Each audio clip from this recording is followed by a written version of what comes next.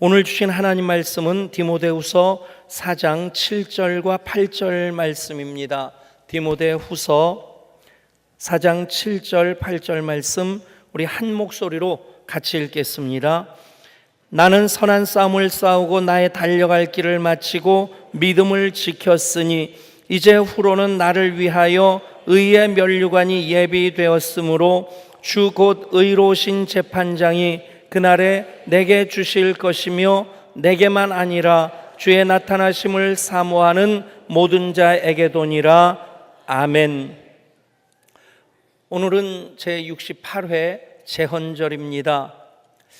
우리가 꼭 기억하고 넘어가야 될 것이 있는데 1948년 5월 31일 제헌국회가 개회될 때 임시의장으로 선임된 이승만 박사가 그곳에 국회의원이 된 이윤영 목사님에게 기도를 부탁합니다. 그래서 우리나라 제헌국회는 기도로 시작을 합니다. 그 기도문이 국회 속기록에 남아있고 그것이 우리가 참 기억하고 감사해야 될 아름다운 역사라 생각합니다. 늦었지만 오늘 3부 예배 마치고 돌아가셔서 제헌절 국기 집에다 안고 주신 분들 국기 꼭 개양하시고, 애국가 가사 중에 하나님이 보호하사 우리나라 만세 그러죠. 애국가가 원래는 찬송가였습니다. 찬미가라고 하는 옛날 찬송가에서 동해물과 백두산이 마르고 닳도록 그렇게 불려지던 그것이 안익태 선생의 그 곡에 의해서 현대적인 애국가로 바뀌게 되었지만 원래 찬송가였다. 하나님이 보호하사, 보호하시고 도우신다, 보우라는 뜻입니다. 우리나라 만세, 대한민국이 복받는 이유라 믿습니다. 우리가 애국가 할 때마다 찬송가로서 부르는 것이 우리의 신앙 고백이 될 것이고, 그렇게 애국가를 부를 때 우리가 이 나라를 축복하고 이 나라를 위해 중보하는 복의 근원된 하나님의 백성으로서의 그 사명을 계속 감당하게 될 줄 믿습니다. 저는 똑같은 고백을 우리들도 할 수 있다 생각합니다. 우리 교회 하나님이 보호하사 예향교회 만세. 아멘. 우리 교회가 올해 가을이면 창립 17주년을 맞이하게 됩니다. 16년 지나 17주년 이제 맞게 되는데 17년 가까운 그 세월들 한마디로 정리한다면 이 한마디에 다 담겨져 있습니다. 하나님이 하셨습니다. 우리 한번 같이 고백해 볼까요? 하나님이 하셨습니다. 당연히 하나님께서 세우신 교회, 하나님께서 그렇게 우리들에게 꿈을 주시고 또 인도하시고 역사하셔서 하나님께 예배하면서 오늘 이 자리까지 이르게 되었습니다. 17년 어간 우리는 한 걸음 한 걸음 주 예수와 함께 날마다 우리 걸어가리 그 걸음을 이어서 여기까지 왔습니다. 어려운 일이 없었던 것 아닙니다. 다른 교회가 겪는 일들 다 겪었습니다. 교회도 사람들의 모임인지라 사람들 사이에 일어나는 일들이 교회 안에서 다 일어나게 마련입니다. 하나님의 약속을 붙잡고 비전을 향해 성령의 인도하심을 따라 때로 걷고 때로 뛰기도 했습니다. 2007년 덕정에 있을 때 그곳이 아파트 지역으로 양주 신도시로 그렇게 편입되면서 수용되면서 기도한 끝에 이곳 3,200평을 처음에 매입하게 되었고, 그리고 2008년 5월에 그토록 감격스러운 마음으로 성전 기공 예배를 드렸습니다.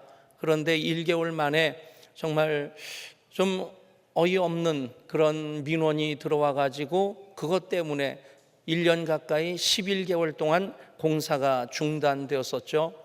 굉장히 답답하고 속상한 마음이었습니다. 그 당시에 덕정 예배당 바로 옆에 동두천까지 이어진 자전거 도로가 있었습니다.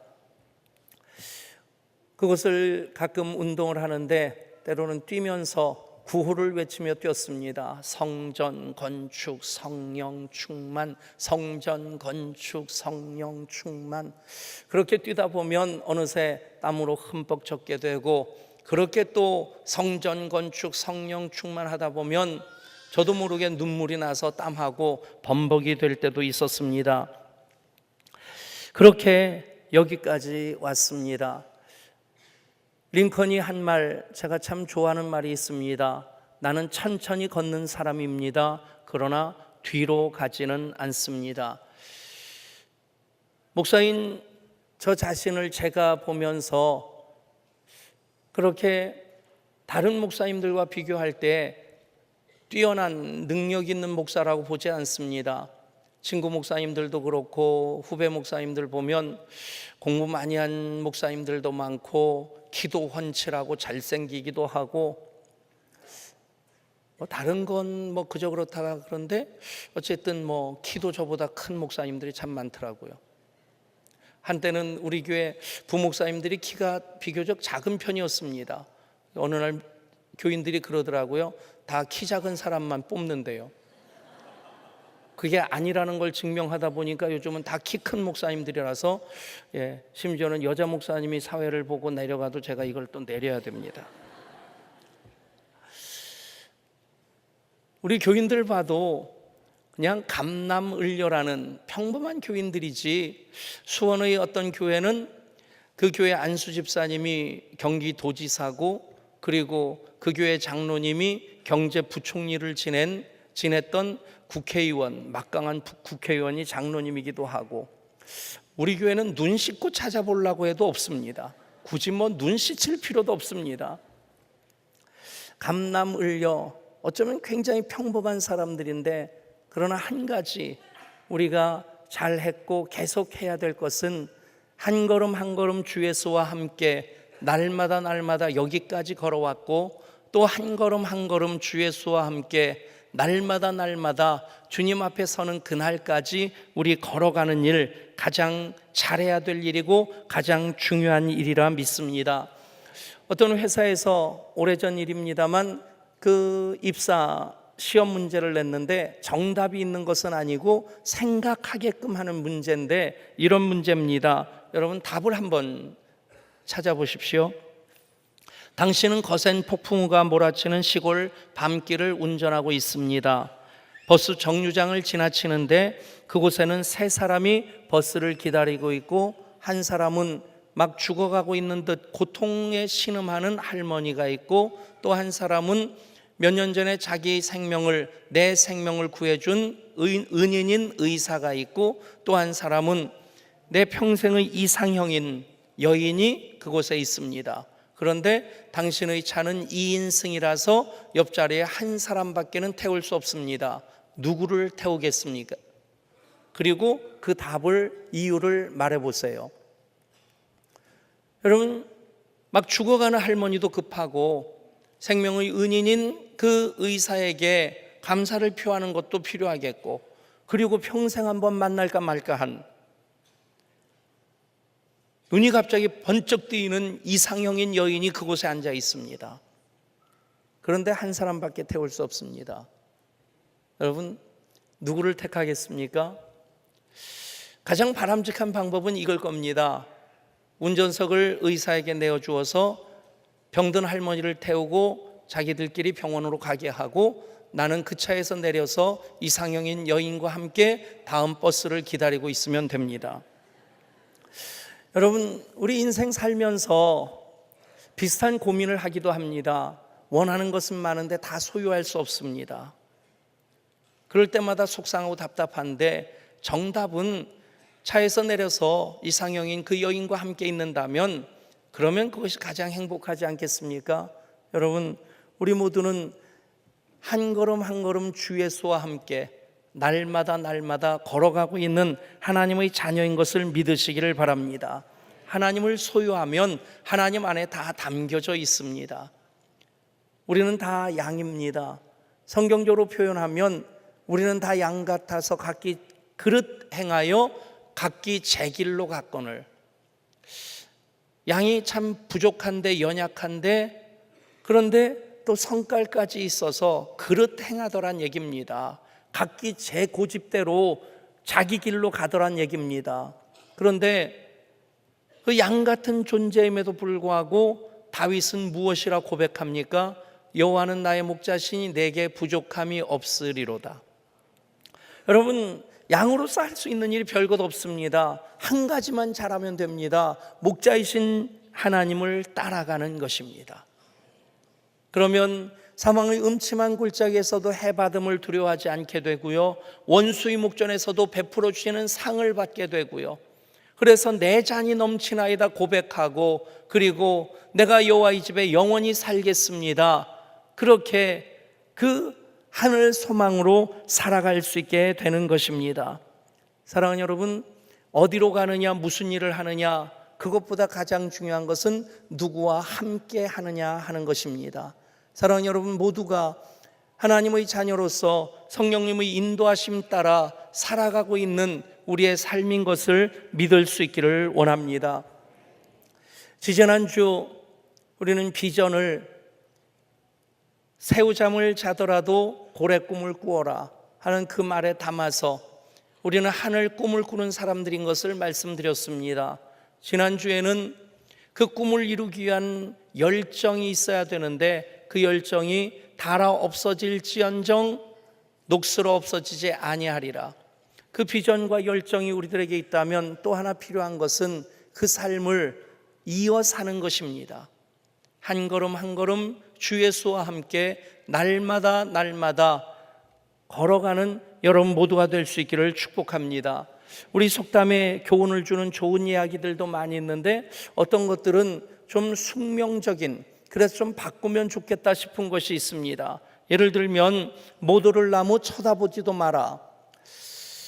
그저 자기 주제 파악하고 그냥 엉뚱한 생각하지 마라 하는 그런 건데, 저는 이걸 좀 바꾸면 좋겠다 싶습니다. 못 오를 나무라도 째려보기라도 해라. 째려보다 보면 오를 방법 고민하게 되고 사다리 만들어서 걸쳐놓고 올라가든지 아니면 조폭처럼 그냥 도끼로 패버리든지, 못 오를 나무라고 해서 포기할 것 아니고 째려보다 보면 방법이 생기지 않겠나.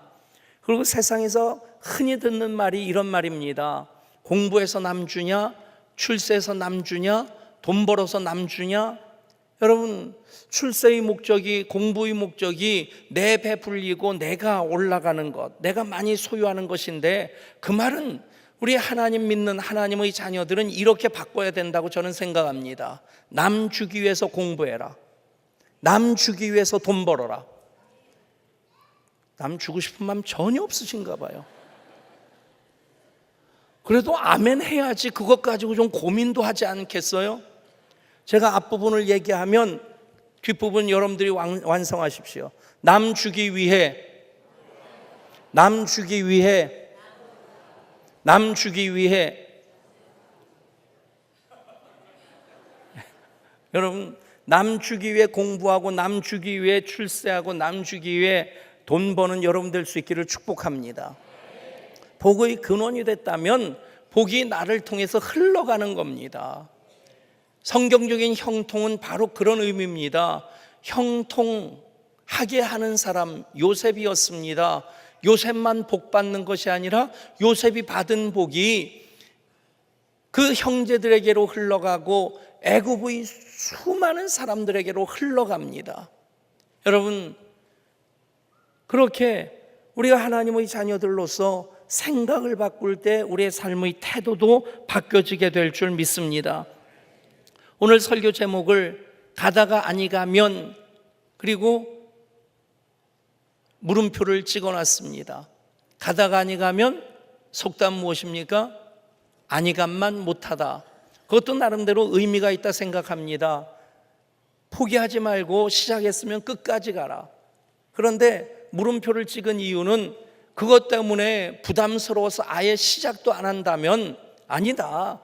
가다가 아니 가면 간 만큼 남는다.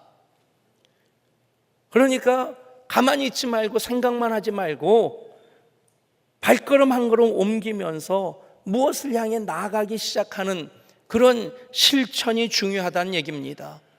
그래서 비전을 새우잠을 자더라도 고래꿈을 꾸어라 하는 그 제목에 담았다면 열정을 달아 없어질지언정에 담고, 그리고 우리는 가다가 아니 가면, 여러분 믿음의 삶으로 결단한 것들을 한 걸음 한 걸음 주 예수와 함께 옮기면서 계속해서 실천해 나가실 수 있기를 소원합니다. 오늘 우리는 사도 바울의 유언과 같은 말씀을 읽었습니다. 나는 선한 싸움을 싸우고 나의 달려갈 길을 마치고 믿음을 지켰으니 이제 후로는 나를 위하여 의의 면류관이 예비되었으므로 주 곧 의로우신 재판장이 그날에 내게 주실 것이며 내게만 아니라 주의 나타나심을 사모하는 모든 자에게도니라. 아멘. 여러분, 바울은 스스로를 일컬어 죄수 중에 죄인 중에 괴수라고 표현하고요, 또 만물의 찢기만도 못한 사람이라고 표현합니다. 하나님이 너무 큰 은혜와 사랑을 받았을 때 그는 그 은혜와 사랑 앞에서 찌꺼기만도 못하다는 고백을 할 수밖에 없었지만, 그러나 실상은 사도 중에 사도요, 전도자 중에 전도자입니다. 그렇다고 해서 사도 바울이 슈퍼맨은 아닙니다. 축지법을 쓴다든가 초능력을 가지고 다른 사람은 해결할 수 없는 것 그렇게 순식간에 해치워버리는 그런 초능력자가 아니었다는 얘기입니다. 똑같은 사람이었기 때문에 그도 두려워했고, 그도 때로는 외로워했고, 그런 가운데서 사도 바울이 선한 싸움 싸우고 달려갈 길 마치고 또 믿음을 지켰다고 고백할 수 있게까지 된 것은 그가 그 자리에 이르기까지 한 걸음 한 걸음 주 예수와 함께, 한 걸음 한 걸음 주 예수와 함께 날마다 걸어왔기에 그 자리까지 이뤘다는 겁니다. 여러분, 7절 8절 말씀 바로 전에 6절 말씀은 이런 겁니다. 전제와 같이 내가 벌써 부어지고 나의 떠날 시각이 가까웠도다. 전제라고 하는 것은 포도주나 어린 양의 피를 부어드리는 제사를 전제라고 합니다. 그 제사는 부어드리기 시작할 때 하나님이 받으시는 것이 아니라 마지막 한 방울이 떨어질 때 하나님이 받으시는 제사입니다. 그래서 구약시대 1년에 단 하루 대속죄일에 대제사장이 어린 양의 피를 받아서, 그래서 지성소로 들어가서 법궤 위 두 그룹 천사가 날개를 마주하고 있는 그 한가운데 시은소라고 부르는 그곳에 부어드립니다. 마지막 한 방울이 떨어질 때 하나님이 그것을 받으십니다. 그래서 이스라엘 백성들의 죄를 사해 주십니다. 마찬가지로 화목제물로 이 땅에 오신 예수님께서 십자가 위에서 마지막 남을 한 방울 물까지 피까지 다 쏟으셨습니다. 그래서 완전한 구원을 이루신 것입니다. 사도 바울이 그 고백을 하고 있는 겁니다. 전제와 같이 벌써 내가 부어졌다. 마지막 남을 한 방울까지 지금 다 부은 상태라는 겁니다. 인간적으로 허전했을까요? 아닙니다. 하나님께서 만물의 찢기만도 못한 자기를, 죄인 중에 괴수인 자기를 사도 중에 사도로 세우셔서 그렇게 사용하셨음에 대한 그 감사와 감격이 가득해서 내가 전제와 같이 벌써 부어졌다고 고백하고, 그리고 그 고백이 이어져서 선한 싸움을 싸우고 달려갈 길 마치고 믿음을 지켰다고 그렇게 고백하는 것입니다. 여러분, 바울은 슈퍼맨이 아닙니다. 초능력자가 아닙니다. 똑같은 인간으로 그는 그 걸음을 쉬지 않고 뚜벅뚜벅 지금 이 고백을 하는 그 시점까지 이어왔다고 하는 겁니다. 사랑하는 여러분, 예언의 모든 성도들 똑같은 고백을 하나님 앞에서 할 수 있기를 소원합니다. 우리가 사는 세상 만만치 않습니다. 프랑스 휴양도시인 니스에서 듣도 보지도 못했던 트럭 테러라고 하는 끔찍한 일이 일어나고, 터키에서는 쿠데타가 일어나고, 우리나라에서는 내년 최저시급이 6,470원으로 결정되고 좀 더 많이 주면 안 될까 하는 그런 아쉬운 마음도 있는데, 글쎄요, 뭐 제가 목사지 국회의원도 아니고. 근데 그런 세상 속에 우리가 살아가고 있다는 얘기입니다. 결코 만만한 세상 아닙니다. 쉽게 살아갈 수 있는 삶이 아닙니다. 그러나 여러분, 1년 전, 2년 전에 여러분 걱정했던 일들이 무엇인지 기억나십니까? 하나님 은혜 가운데 오늘까지 이르렀습니다. 그 과정 속에 우리가 한 일은 한 걸음 한 걸음 주 예수와 함께 날마다 걸어서 여기까지 왔고, 그 걸음 이어갈 때 주님 앞에 서는 그날 선한 싸움을 싸우고 달려갈 길 마치고 믿음을 지켰습니다. 하나님 앞에 그 아름다운 고백을 올려드릴 수 있게 될 줄 믿습니다. 사도 바울의 고백, 선한 싸움을 싸웠다. 바울이 사역하던 그 당시 로마 시대에는 좀 잔인한 경기가 많이 있었습니다. 그 중에 하나가 검투사들이 창과 칼로 서로의 목숨을 뺏기까지 싸우는 그 검투사들의 혈투를 콜로세움에서 관람하고, 그리고 레슬링 경기도 유행했고 복싱도 유행을 했는데, 그 복싱이 맨주먹으로 하는 게 아닙니다. 권투 장갑을 끼고 하는 것도 아닙니다. 그 당시의 복싱은요, 주먹에다가 진흙을 이겨서 이렇게 발라서 진흙으로 주먹을 만들고 그걸로 치는 겁니다. 그러니 복싱 경기를 하면 피가 낭자할 수밖에 없는 겁니다. 사실 저도 권투에 대해서는 할 말이 있는 사람입니다. 왜냐하면 링 위에 올라가서 한번 싸워봤거든요. 맨주먹으로 맞는 것보다 덜 아플 것 같았는데 이 그롭으로 맞으니까 딩딩하고 울리더라고요. 권투 선수 얘기를 들어봤는데, 이 배를 맞고 다운이 되면 지옥으로 빨려 들어가는 고통을 느낀대요. 근데 이 머리를 맞고 다운이 되면 천당으로 올라가는 것 같은, 그것도 자기 정신 아니라는 얘기입니다. 한번 해보려고 올라갔는데 그 권투 글러브로 몇 대 맞으니까 뻥뻥하고 사람이 어리벙벙해지더라고요. 이렇게 맞을 수는 없다고 싶어가지고 그냥 맘먹고 한번 휘둘렀는데, 그게 상대 선수의 턱주가리를 쳐가지고 나가자빠지고, 그래서 제 전적이 찬란합니다. 1전 1승 1KO승입니다. 다시 안 합니다. 왜냐하면 그 찬란한 전적에 흠이 갈 수밖에 없기 때문에. 여러분, 여기다 주먹에다가 진흙을 붙여가지고 그렇게 치면 사람이 어떻게 되겠어요?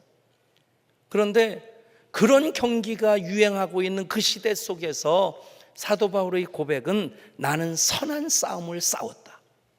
아멘. 여러분, 우리는 선한 싸움을 싸우는 사람들입니다. 영생을 위해서 어둠의 영들과 공중의 권세 잡은 자들과 싸울 때 성령 하나님이 도와주시고 역사해 주십니다. 여러분, 선한 싸움 어떻게 싸워야 됩니까? 나의 달려갈 길을 마치고, 여기서 달려갈 길은 드로몬이란 말인데 이 코스가 정해진 경주를 얘기합니다. 마라톤과 같이 42.19km를 달려야 되는 겁니다. 중간에 그만둘 수 없습니다. 1968년에 멕시코시티에서 올림픽이 있었는데, 올림픽의 꽃이라고 하는 마라톤 경기가 맨 마지막에 열리지 않습니까?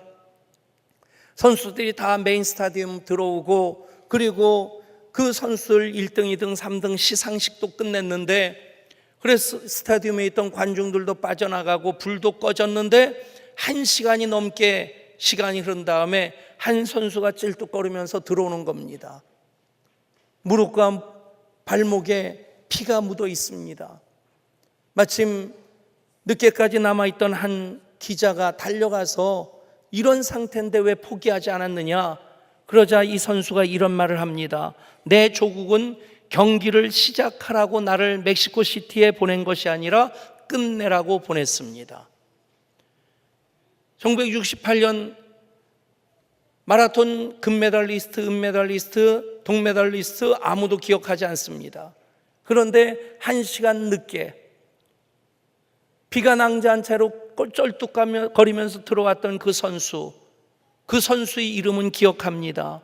탄자니아의 선수 36살 난 잔 스테픈 와크와리라고 하는 선수입니다. 여러분, 우리는 선한 싸움을 싸우는 자로 달려갈 길을 달려가는 사람들입니다. 그 사이에 필요한 것이 무엇입니까? 믿음을 지키는 것입니다.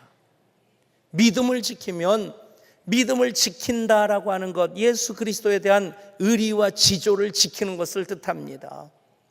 예수님 나의 주님이십니다. 나의 왕이십니다. 예수님 사랑합니다.